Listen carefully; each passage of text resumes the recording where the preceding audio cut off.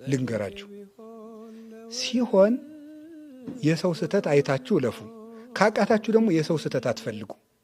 የሰው ስተት የሚፈልግ ሰው ስሙ እንዲህ ይባላል እኩይ ፍልስጣ ይባላል እኩይ ፍልስጣ ማለት ምን ማለት ነው ጋኔን እስቲ ጋኔን በሉ ጋኔን መሆን ከፈለጋችሁ የሰዎችን ስተት ፈልጉ እገሌ እንዴት እንደዚህ የሚላል እገሌ እኮ እንዲህ ያለ ደረጃ ደረሰ ሲባል ተወል ሰርቆ ነው ይላል እንዲሁ ግርም እኮ ነው የሚያደርገው እገሌ እኮ እንደዚህ ሰርቆ ታቦሽጦ ነው ይላል እገሌ ሊቆነ የዋጣት ነገርማ አለች እንዲሁ ምን አይነት እኮ እንዲሁ ፍዳ እኮ ነው